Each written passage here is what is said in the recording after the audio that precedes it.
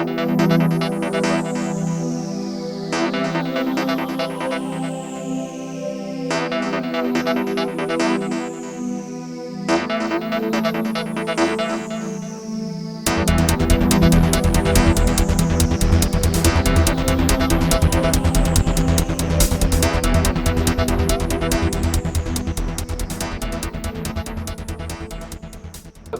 it's 11 o'clock. Welcome one and all to the Affinity Photo presentation with Malcolm and myself. Thank you all very much for attending, and I'm going to hand you straight away over to Malcolm. Over to you, Malcolm. Hi. Hi. And thank you for joining us. Oh, we've got a few more coming in. Helen and Stephen. Stephen. Yep. Good morning. Morning. Morning. Morning. Okay, I'm gonna share my screen, if I'm allowed. Should be. There you go. There you go. Brilliant. Okay, can I say this presentation is very, very basic to Affinity. If you're used to any other manipulation program, then we'll be sorry that you think that this is basic, but for those of you that are only just starting to learn these type of manipulation programs, this is where you could begin with Affinity Photo. I'm going to, I don't know whether you've all got Affinity actually on your computers, but I'm going to download, I'm going to open, you'll have to share again.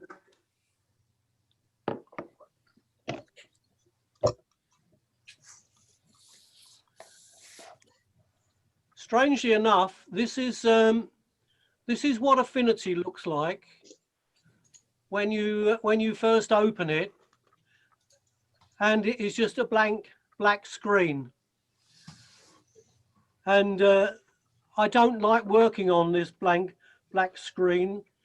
What I tend to do, I've agreed with Paul that we will work in a different way. We might be better looking on your computer.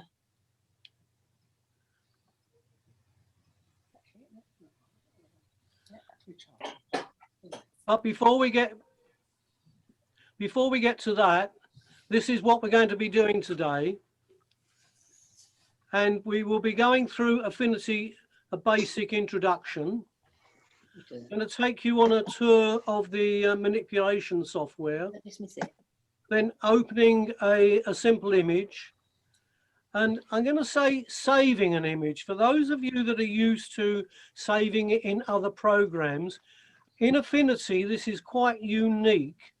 If you just save it in Affinity, if you just save it or you save it as, it will actually save it as an Affinity program, and you can only open it in Affinity. And this is what is the problem, is that you do need to learn how to export that image and not just save it. Because if you're going to use it on the internet, it needs to be saved as a usable Jpeg or something that is usable, but it's not usable as an Affinity image. But I'll explain that as we go. Opening a raw file, which is one of the reasons that I tended to start using Affinity rather than other programs. Simple cropping, and this is a strange word because they use strange words in Affinity, and they've obviously had to try to steer away from using other programs names. Content aware, which is content removal, and they call that inpainting, but we're going to do that as well. If you haven't already bought the program, this is where you could get it from, along the bottom here, affinityserif.com. And they're actually still doing special offers on the program while we have the pandemic. And I'm going to close this, and if you see from now on, I won't be going to close, And if you can see next to the word close is Control or Command in Mac W, it will actually close. And in future, I will be doing that rather than just going to the file. I'm going to open this because this is really the story of what we've been doing over the period of the pandemic. This was actually handed to me by a very good friend. Warren gave me this book, which is the Affinity workbook. And he said, you might be able to use that. Well, when the pandemic started, I said to Paul Major, you've got that book. Why don't we go through the book? And I don't know whether it was me or it was him that made the suggestion. But since then, we've been going through this on a weekly basis. And actually, we have finished the book from cover to cover. Whether we've remembered it all, that is another thing. But we've actually enjoyed going through this book and learning how to use it.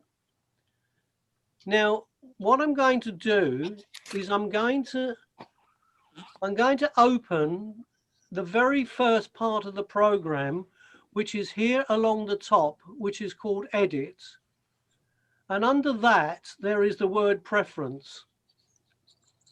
Now, within this word Preference, you can actually make the program into your own personal program. And you can see all the different logos for what you can do. And the one that I'm going to talk about now is this user interface. Later on, we'll be talking about plugins, which are the extra filters, because you can bring filters into Affinity as well that you've already been using with other programs. I'm going to click on the user interface, and I tend to, where it says the user interface styles, I prefer to use a grey background to a dark background. I find it very, very sad working against a black background. I prefer this grey background much more.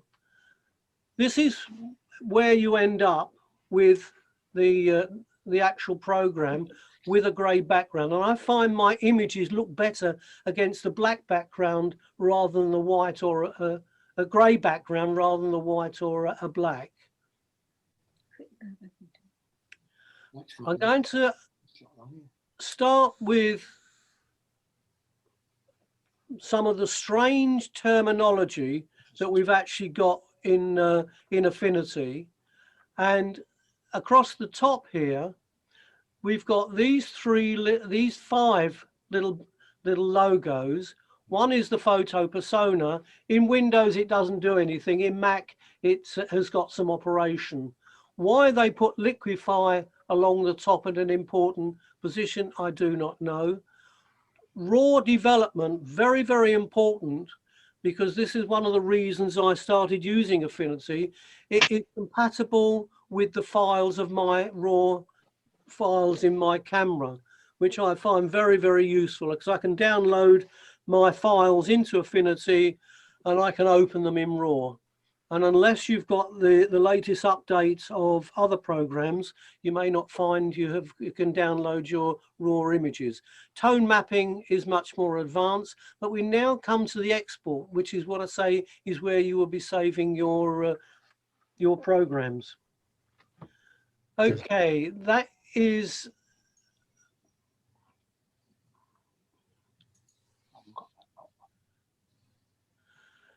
Okay, this is actually called the menu bar. Across, I'm running the cursor along the top, and you can see along the top, that is the top bar.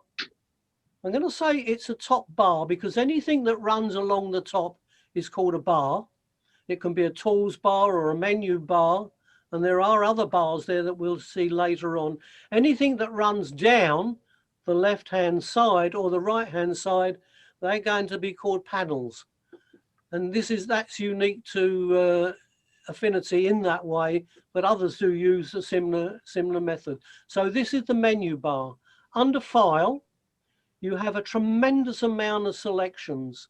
That's panorama, that's for stacking images, that's high dynamic range merge, focus merge, astrophotography, which is quite new to Affinity now, and batch photography. Tremendous amount of information there under the file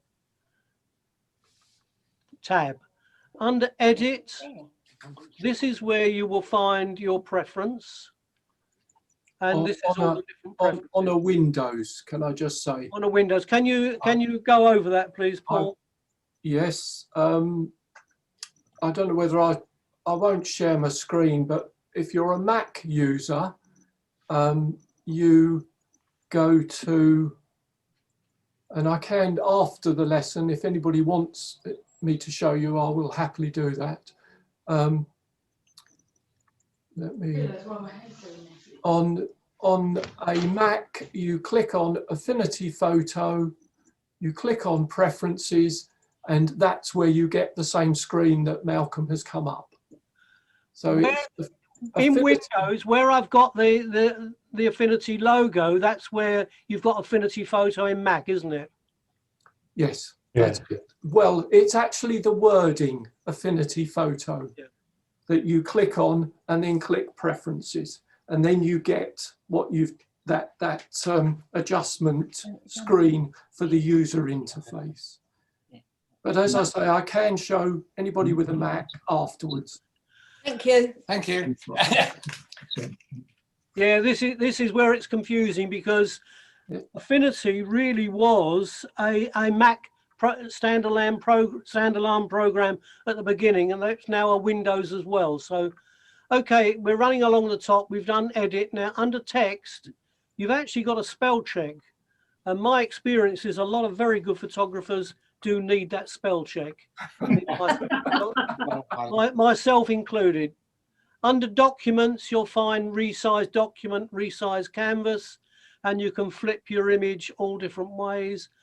Layers, this is where you can make your new layers, and this is the beauty of these type of manipulation programs. Under select, you'll start learning and use these because you've got color range and color tone range. You can select different ranges within your image.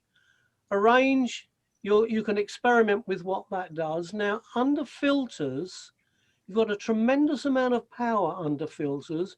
You've got blur, which when you go on to blur, you've got a tremendous amount of work there. Under sharpen, distort, noise, detect, colors, your astrophotography, and haze removal.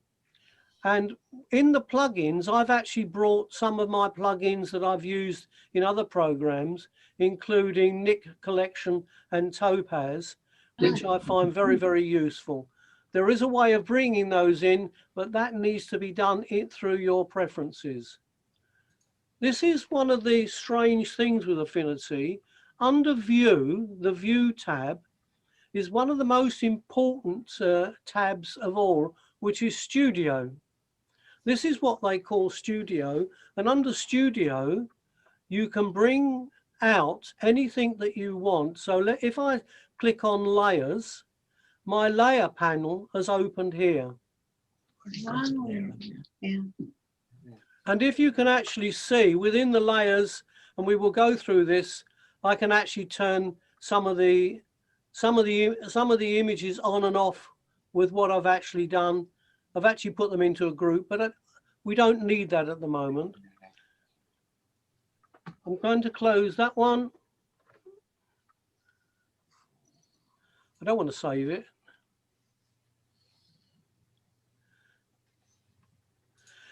If during this presentation you have questions, then please do ask. Just say who you are, and I will stop, or Paul will stop, and we can answer your questions. If it's beyond the remit of today's program, because this is basic, then we will tell you so. If we can't answer it, then we'll also tell you we can't answer it. Okay, can I just ask, it's Lynn. Yes. Can I just ask that some of my things are not showing up as highlighted? Is that because I haven't opened anything yet? Exactly. Oh, right, okay. Exactly. Just In actual fact, when when I close, when I close this toolbar, you'll see the tools down the left-hand side, they'll grey out. But that's a good question. Okay, the tools bar, which runs alongside those personas which are here, there's tremendous amount of power in these. This one's auto levels, and I'm running along now this tools bar. This one is auto contrast, auto colors, auto white balance. And if I was to click that, that would select everything that is open. This will deselect. This will invert my selection, and this is my mask. And there's tremendous amount of power along there. In the latest download, there is this, which is, for some reason, it's called My Account. You open that, and there's a tremendous amount of extra stuff that they've downloaded. Don't need that at the moment, but this is your toolbar that runs along here. There is something missing along this bar at the moment, but I'll come to that in a minute. Then, as I close that, you'll see it now down the left-hand side and across the top, everything's grayed out. Oh, great. But that was a good question. It's right. It's because nothing's open on your computer. Okay, down the left-hand side is your tools panel, and you can have this in either one row or two rows, but you can select that yourself in various ways. And within the tools panel, there's all the working tools that you can use. This will give you, this will actually allow you to view your image. You can move your image with this. This is selection tools and crop tools, and all the different tools that you'll start learning to use in Affinity. And this is this is really very, very powerful, the mesh and the perspective tool at the bottom. But we'll go through some of those maybe a little bit later in other presentations. Now, what I'm going to bring up is another tool that isn't even alive on the toolbar. As you can see, there's the top layer, which is your menu bar, your tools bar. Now there's a context tools bar, which is a little bit confusing at first because it doesn't even look as though it's there until you actually click on one of the tools. And I'm going to click on crop tool, and there it all is now. It's come alive. And this is where you'll find that there's a tremendous amount of power within this, because you've got all the presets of what shape you want, which is on this cog. There's you can decide whether you want to completely change it with the sizes, and you can original ratio, custom ratio, or resample, or unconstrained. If it's unconstrained, you can retype in what size you want. And whether you're using inches or pixels or points or millimeters or meters, that's where you put that in. And the actual quality of your image, if you're working on 300 DPI or 72 DPI, whatever you decide you're going to be using. There is a straighten and there is a rotate. Straighten is absolutely beautiful. It's in other programs and it works really well. But context toolbar, which sits here, only comes alive when you actually click on something. So if I was to click on the paintbrush tool, you can now see what we've actually got, the width of the paintbrush and so on across the context toolbar. Don't forget you need to click apply or cancel with that bar. Now the reason that I started using Affinity after using many other programs for a long time was I actually found it was very cost effective. It's a totally standalone program, works on Windows or Mac or even iPad, and the iPad version is only about the price of a couple of pints of beer. or if you're into that, a bottle of wine. Now, this standalone program, you can put it on a number of devices, and I've got it on my PC and I've got it on my laptop as well. You've bought the license and you can use that. It's not a cloud-based program. You actually own it. It recognizes my raw files, which I like, and the updates, which are regular. You will find that they will come actually on a regular basis, and this is the opening panel you get with Photoshop, with Affinity. Now in this you have a tremendous amount of tutorials, and a lot of them are by their, if we go to tutorials, it's going to open a new window, and if you're thinking of wanting to learn something within Affinity, so you're getting confused with layers and you want to learn layers.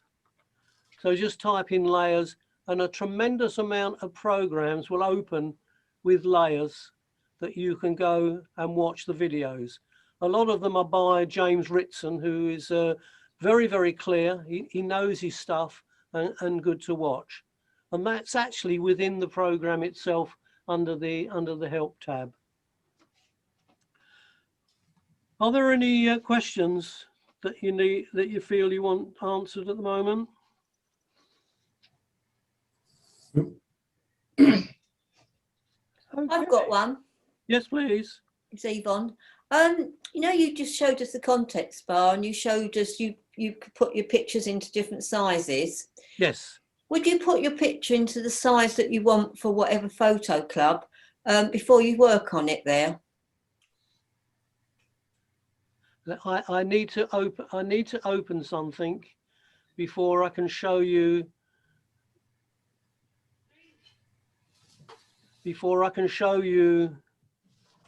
Yes.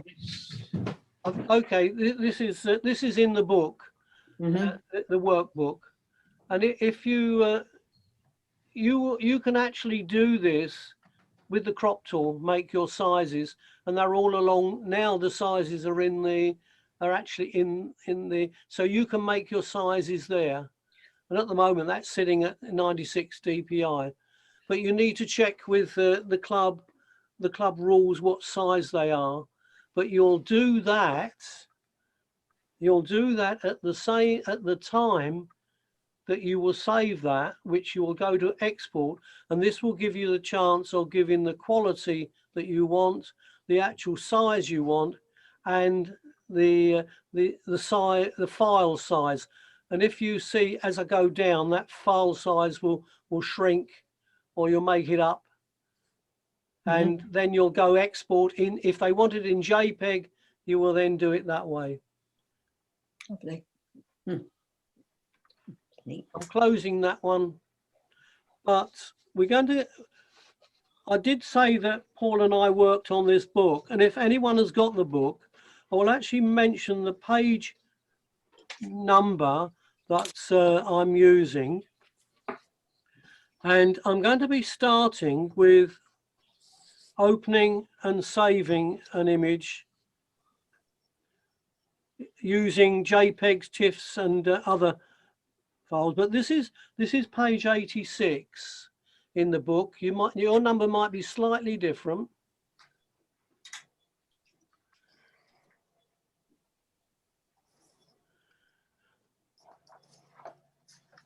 Right, opening and saving an image. Now this image, if I was going to save it, I would need to make sure that I export it. If I just go save or save as, and if it goes save as, I could change the name, but I can't change, if you see below the box below, it only wants to save it as an Affinity file. It can only be opened in Affinity. And what we don't want to do is limit ourselves to how it can be opened. And this is the confusing part I had when I first started, that you must go to export. Once you get to export, you can decide you want that as a high quality the best JPEG, and it will tell you down here how big that is. You can see this one has gone to 13 megabytes. If you want to save it as a high JPEG or a medium JPEG, and you can now see it's gone to 800 kilobytes, which is much more acceptable. Now, in Affinity, you can save it if you understand what a PNG is. If you say a GIF or a JPEG or a TIFF, and this is PSD, you would actually be saving this in a Photoshop file that can be opened in Photoshop. Yes. There's PDFs, there's lots of different file endings. Be careful with this because you do need to select the correct one you want to save it in. But this is very useful if you're saving it. If you want to flip between Affinity and Photoshop, you can actually save it as a Photoshop file. I'm going to cancel that because in the File tab, there is this little box here which says Save History with Document. So if you want to save all your history and your all your layers, tick that box, and you will actually save, and it will warn you that you're saving the history within this file. And I find that a very, very important aspect. And if we were with Paul and myself while we were working on this, we were actually saving our images with the history so we can continue another day. I'm going to close that, and I don't want to save it, so I'll go no. I'm going to open my next image, and this is the beauty of the program. For those of you that understand that you're going to be working now as a real photographer and you're going to be shooting in RAW, this is where you will be starting. And this is a typical sort of image that I will take. And I know quite a few photographers will say, yes, I'm used to that. It wasn't a particularly good day. I've forgotten to reset the settings on my camera. And this is what has happened. And I can't go back to this place because I was on holiday and I was the other side of the world. I can't go back to it, but I would like to rescue my image. Now, if you look across the top, we've got the word develop and cancel tabs, and they are quite important. This program has actually brought up along that there, develop, cancel, and it's telling me the size of the raw image and which camera it was taken on and which lens it was taken on. Now, if you can see on the right-hand side, a basic tab is open and you can move that anywhere on the screen. And I believe Paul sometimes uses that on his left-hand side, and I tend to use it on the right-hand side. But you make this program how you want to use it. Now, this basic tab, if it doesn't open, you can go to View, Studio, find your basic tab, and it will open. But it should have opened when you opened your raw image. Now, this is where the magic starts, because we're going to do some very, very basic manipulation, which is just the exposure. We're going to alter the black point a little bit to bring out a little bit more of the depth, a little bit more brightness. We're going to be careful because if you overdo it, you can actually see it starts clipping. The contrast, this is all within the raw program. A little bit more clarity, a little bit more saturation, not too much, a little bit of vibrance.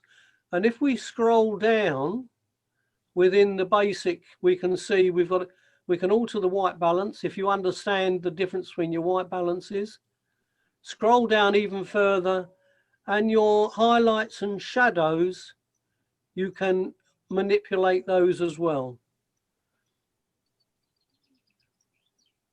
Now, I think you can see just within the raw file, before we even start to use any layers or anything else, and if we go develop, that will actually develop that program. It is now ready for you to start manipulating in any way that you want.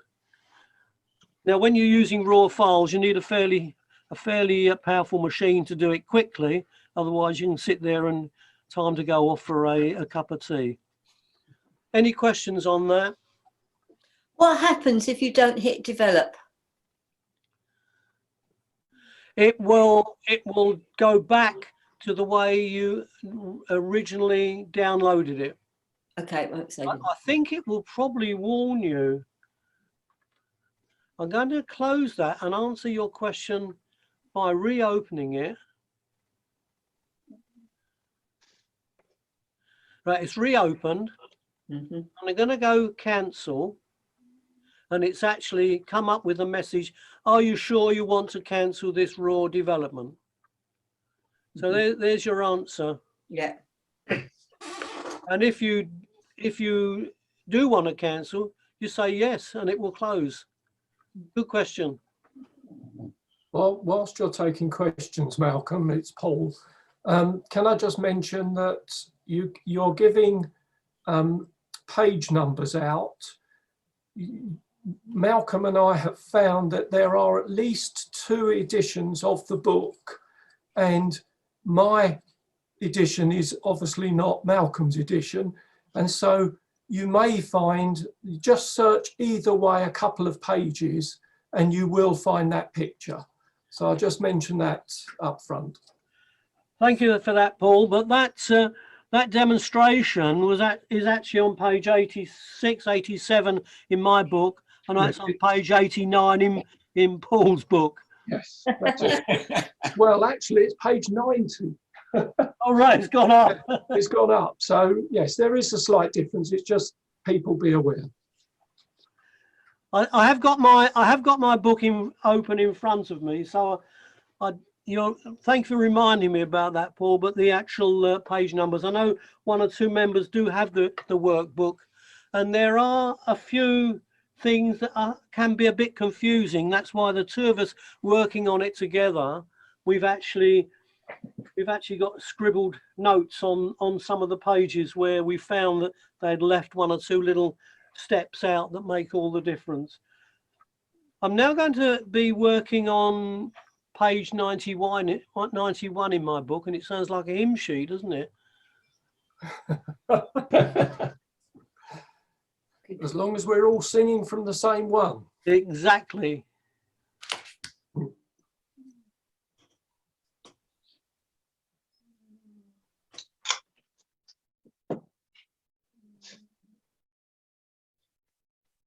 Okay, this is where we're going to come back to the context toolbar, which mentioned in the beginning. And this is an image that you've taken, and you're quite happy with it, but you get it back home, download it onto your computer, and you're not happy that you've actually cited so much within the base of the image.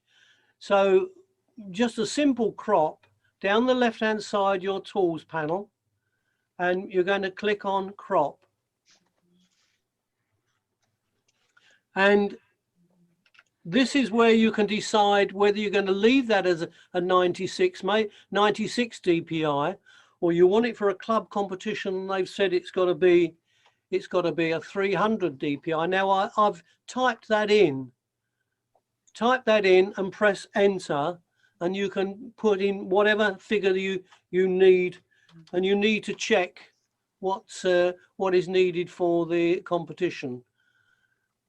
I've left that as inches, and if you're using inches and you want to make that into, say, a 10 by 8, if you type in 10 with an IN, and you want that 8 to be 8 inches, 8 IN. That is now the shape that you will be, and because it's unconstrained, it will actually change the shape as you move it. So you now need to go custom ratio, and it's gone to a 5:4 shape, which is a 10:8. If you change that, it will stay at the same sort of ratio, but that is not going to crop it how you want to. So what we're going to do is go to make it, we're going to clear that and do unconstrained, and I'm going to actually just crop it to whichever shape I actually want it to be. And I think too much on that side, too much on that side, but everything is within that context toolbar that you've actually done. Need to retype back in your 300 DPI, and that will remaster that into that. So if you now go, don't forget a context toolbar, you need to go apply, and it's now cropped that into a panoramic shape. That is how you're going to use that context toolbar. And I'm going to show you from a different crop, which is quite strange. A lot of controversy over this next subject, and I've heard it debated many, many times, which I quite enjoy listening to the discussion.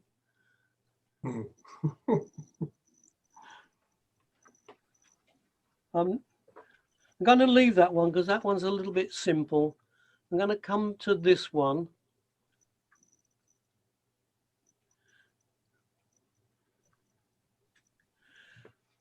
Now this is where we're going to go back into crop again. And at the moment we go along apply, cancel, and that's your different shapes that you can produce. And you can have an 8x10 or 8.6, which are photo paper sizes. Scroll down, you've got a tremendous amount of selections there. That's within the cog. Unconstrained, it will give you any size that you select. That's your pixel size, because we've selected pixels, not inches. Your DPI, you can straighten your image, and if you wanted to straighten that, click on that, it'll give you a bar and say we want to straighten that. For some reason, I don't know why you want to do that, but if you wanted to, you could do that with the straighten. That is quite simple. Now, one of the interesting things is, and Paul had to point this out to me where this is, but along that context toolbar, there is a little tiny dot.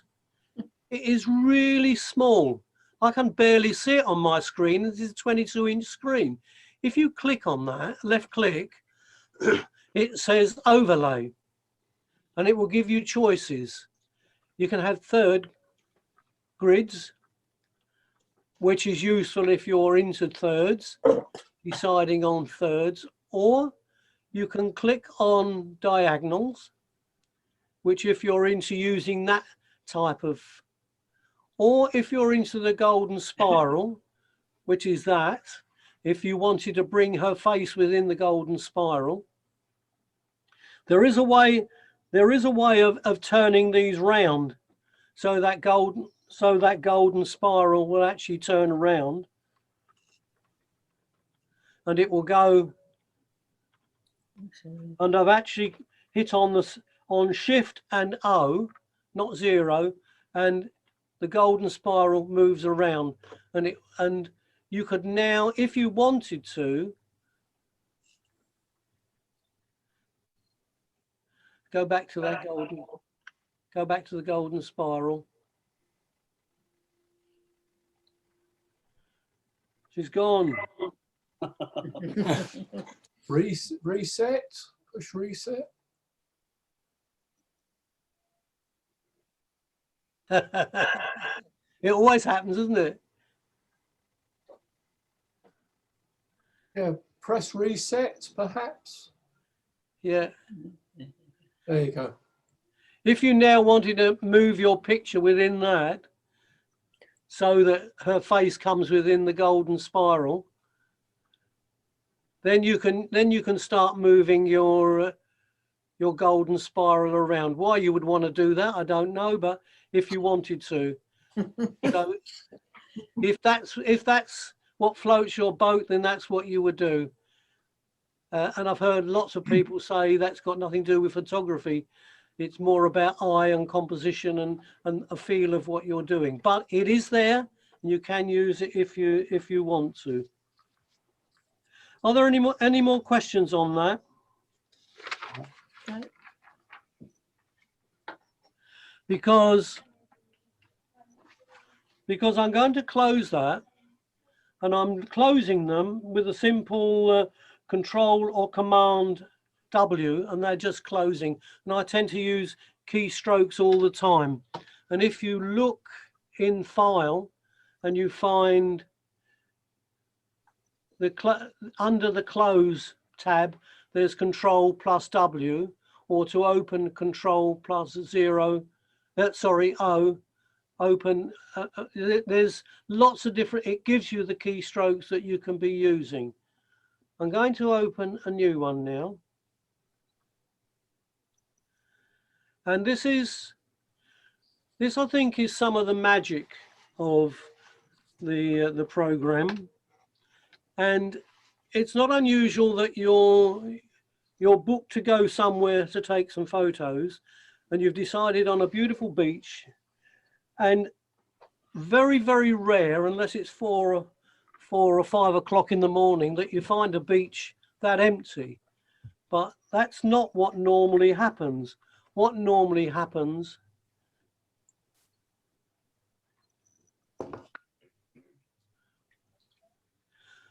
is this.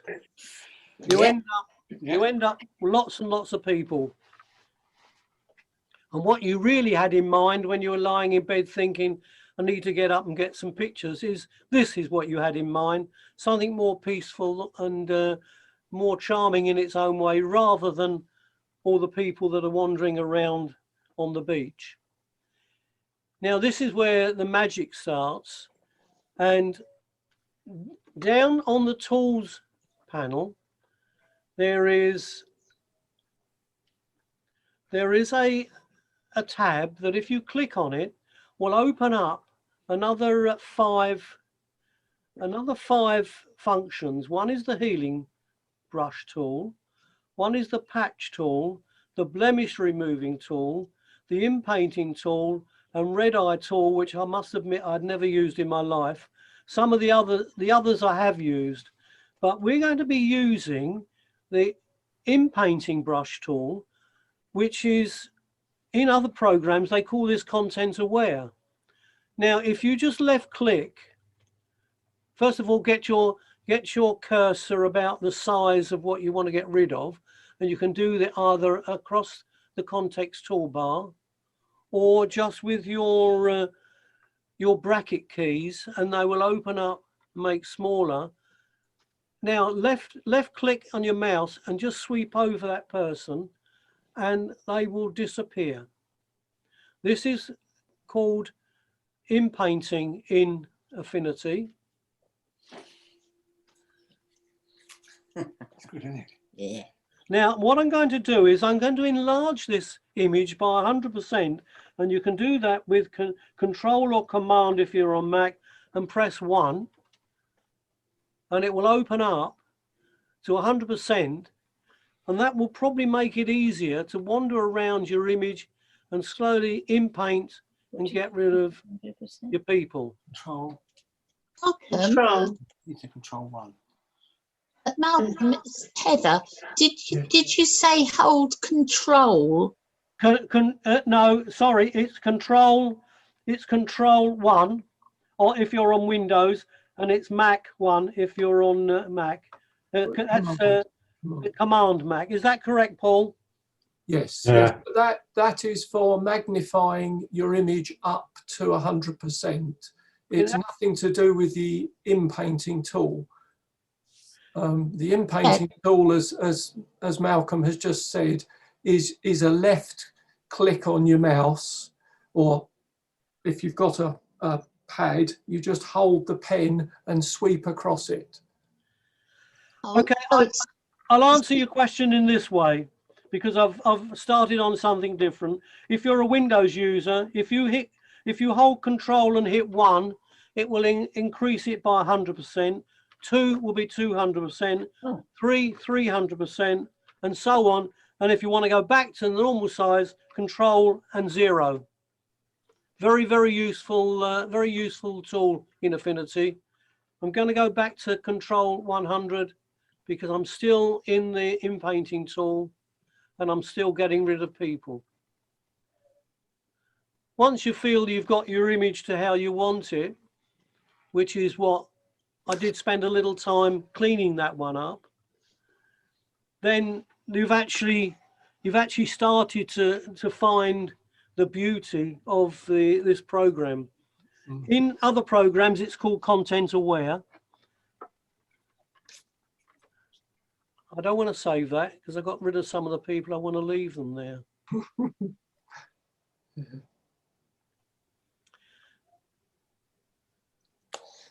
In the program, there is another way of getting rid of things. And we are doing just basic in Affinity.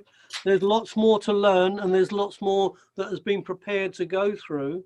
But I'm going to show you another tool within Affinity that I find is very important. Down here on the left-hand side, 1, 2, 3, 4, 5, 6, 7th one down on my machine. It's got a number of different actions there: rectangular marquee, elliptical, column, row, and freehand. And I'm going to use some of these. I'm going to use this rectangular tool. Left click on that rectangular tool, draw around those. Didn't quite get that right. Going to give it a go again. Draw around what you want to get rid of. Go to Edit. Come down to Inpaint, which it tells you if you went Alt and Backspace, it will work just as well. Left click on Inpaint. It will do its magic, and it's gone. And that is using the Marquee tool. I believe somewhere in this image there's a bird flying around in the sky. That on this page in the book, which is page 96, 97, says there's a bird flying around somewhere in this image. There it is. Or page 99. Yeah, there it is. There's a bird there, and they didn't like that for some reason. So just for this exercise, they were going to put an elliptical marquee around it. Go to Edit, Inpaint, and it takes the bird away. And to get rid of the Marquee tool, you can close it by Control D and it will deselect it, or you can deselect it along the context toolbar. I'm going to go back to the size again. Go to your Marquee tool, freehand, and freehand I'm going to draw around this little post because I don't like it. Edit, Inpaint, and Control D, and it's. I actually feel there's a little bit of a mark left there. It is. But What's this the equivalent of? I think probably the selection was a little bit large around it. Marquee around it. One of the marquee ones. Just Like content aware. yeah, and you actually mark it around it, and then it goes. Yeah, there is a mark around that. Yeah. yeah, there's lots of different ways. It probably would have been even better just using the inpainting tool, but there's lots and lots of different ways of working this program. Probably been better if you'd have just taken it out with the inpainting tool, but it's to show there are different ways of doing it. And this is using the inpainting tool.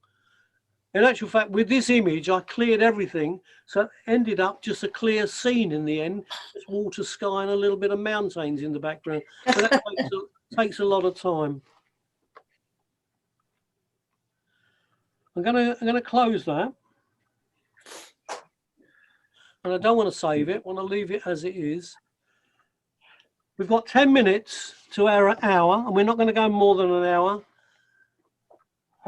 And so this is the time that you can go over questions that you need to go over anything. Did we sorry, it's Lynn. Did we make sure that we've all got the same screen? No. No, I didn't think we did. Okay. That's what we've missed, I think. Yeah. So do we do that next lesson? Do you have you got that grey the grey screen? I got the black screen, yeah. Do you want to change it now? Yes. Yes. Oh, all right, go for it. Yeah, go on then. Okay, I mean this is we've got time. It's not that just that I haven't got anything down the side even. No, you Oh, won't right, need okay. it. All right. You won't need it. When you say nothing down the side, are you Windows or Mac? Windows. Okay. But nothing's highlighted. Is there a toolbar down the left-hand side? It's not highlighted, no. No, that's fine. That doesn't. It shouldn't be. Okay. If you now go to this menu bar, which is across the top, Just nothing on the top. Yeah, left-click on Edit. edit, Left click. Yeah. preference. Yeah. Defaults. Yeah. This box should have opened, and at the bottom should be the word preference. I haven't got it. Yeah. I haven't got that.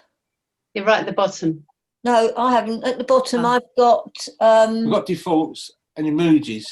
then we've got start dictation. What sort of computer have you got, Yvonne? Mac. A Yeah. Mac. Okay. Okay, Paul will need to take you through it. I will show you in a minute. Okay, fine. Thank you. We'll wait. It is just slightly different on a Mac. Okay, fine.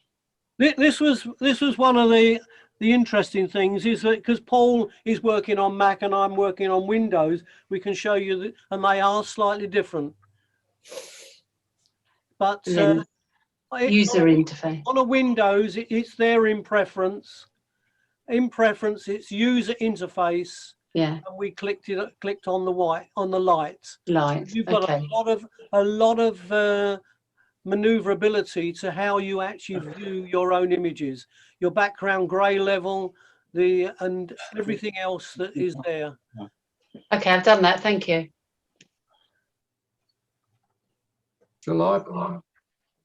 Shall I share my screen now and just show the Mac users? Yes, please. I'll stop sharing. Right.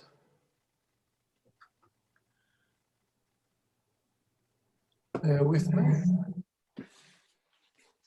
Write this down, John. Yeah.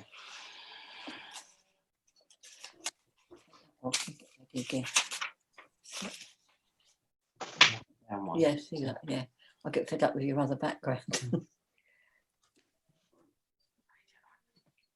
Right. Now, what can people see? Can people see my screen? Yes. Yeah. Can you see yourselves? Or I'll get rid of it. Okay. Paul, can you explain why you've actually set it up like that? Because they may not see their own screen in the same way with everything down the side like you've got all your... Right. Paul, Yes. yours looks the same to us as Malcolm's did, with Oh, the brilliant. top bar and the left-hand bar down the side, Brilliant. and Can you? your little image up on the top right. Lovely. Can you all see this top menu bar Yeah. now? Brilliant, because we couldn't on Thursday, could we? So we've worked that one out.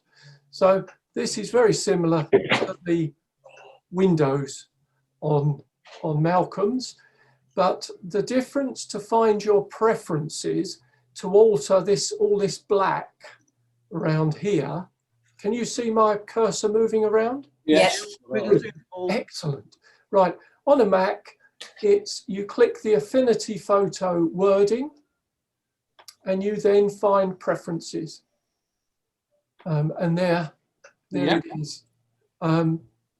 We can, rather than having icons, this has got a list, and the user interface I think is under general. So, and there it is. You just click user interface style. It comes up default dark, click light, wait a little bit, and there it goes. It goes to, and then as Malcolm said, you've got all sorts of adjustments, so you can set it to your lighting conditions on your screen and your eyes. You can play around with that, and then once you're happy, you just click close. Got that. Yeah. Any questions on that? Yeah. Oh, I can't get it up. I've got your preferences. Yeah. And then you went down to general, did you? You have a look. So this worked. Yeah, I've got that. But yeah, I've got that. Preferences. Yeah. Okay. Right. Is that what you've got up? Hang on. Yes, yeah, I've got that up there. Yes, yes. Right. Just click on user interface. Oh, right. Sorry. Yeah. There we are. Yeah. Now we've got what you want. Yep. Yes. And Yes. then Thanks. Where was that? you're there. Yeah, Brilliant. you're there. Good. Whilst I'm talking, I'm going to, it's a sales pitch, I don't get any profit, but if you are, if we have got your interest going on Affinity, I would recommend that you get the book, and it is that book. There are others which Amazon will flog you, and I don't think they're as good, but the original, the one that's published by Serif, is well worth having. It is expensive. It's almost the same price as the software, which is ridiculous, but obviously they've got to make some profit. But also Malcolm mentioning keystrokes. There's the full list of both Mac and Windows keystrokes in that book as well. It's got oodles of information, and Malcolm and I, well, we've gone through it at least twice, maybe 3 times, and we're still picking up information from that book. So there we are. That's a plug for the book, if you're serious about getting into Affinity. Okay, I'll stop sharing again because we're almost up to the hour. I'll let Malcolm finish off.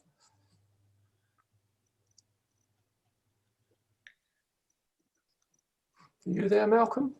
I certainly am.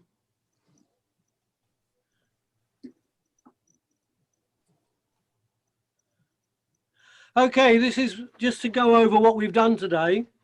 This really is a basic introduction. I don't think anyone's asked us anything too technical that we didn't know what the answer to it was, but we did a tour of the manipulation software. We were showing how to open images and saving the images, and get that in really, that if you must be exporting and then decide what file endings that should be. And most of the time for club competitions, you're saving those in JPEGs, and you're not saving them anything else other than that. Some actually save them as TIFFs, but that's for another day. Opening a raw file, which is one of the beauties of the program, just cropping, and this content removal or the content aware, that's what we've been doing today. And we're almost at the time of 1 hour. Can I ask you one question? It's Yvonne here. Yeah, we're Yeah. Hello. Hello. Where do you save your original photos to bring them in from? right. Is that next week? No. But I'm going to answer that question because you've asked this question in the past, I think, before it's been asked. Yeah. Now, when I brought stuff in, and where I'm actually saving stuff, I started digital when the dinosaurs were still roaming around. So I started my own filing system. So I bring them in from my own filing system and I save them back in my own filing system. If you're using Lightroom, you can learn, or you can find out, and we can actually give you the information of how to use Lightroom and bring them in from Lightroom into Affinity. It will work. If you're using Lightroom, our course we did before is on the Yeah. YouTube site, so you're welcome to have a look through that. I want to get rid of the Lightroom catalogue because I actually keep all my photos in Amazon Drive. Shouldn't make a difference. So I can just bring them in from Amazon Drive. Should be able to, yeah, because Amazon Drive's just echoing what's on your Yeah. hard drive. Yeah, that's You right. shouldn't make. You shouldn't. Amazon Lightroom's just a cataloging system, Yeah, that's right. really, or the Yeah. front start of it is anyway. And then Yeah. you can use Affinity as your editing system. Okay, lovely. I must say, my experience is that Lightroom is quite a powerful program, and quite a lot of photographers, including professionals, only use Lightroom because they're not doing layers and they're not doing too much manipulation, and they're quite happy with it. Yeah, If you want to take it to the next level and start making layers and doing lots of manipulation, then you need another program, and Affinity is just one of them. Yeah. But good I question, Yvonne.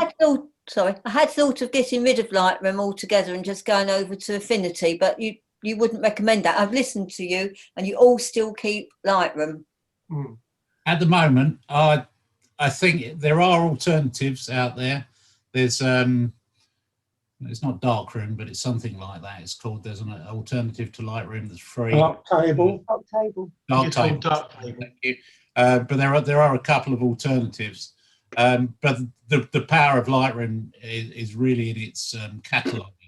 Yeah. And if you throw yourself into the way it catalogs properly, then you can find other alternatives. I may, if this course works for me and I can ditch Photoshop, then I may well start looking for something different, and may even do a conversion course for that.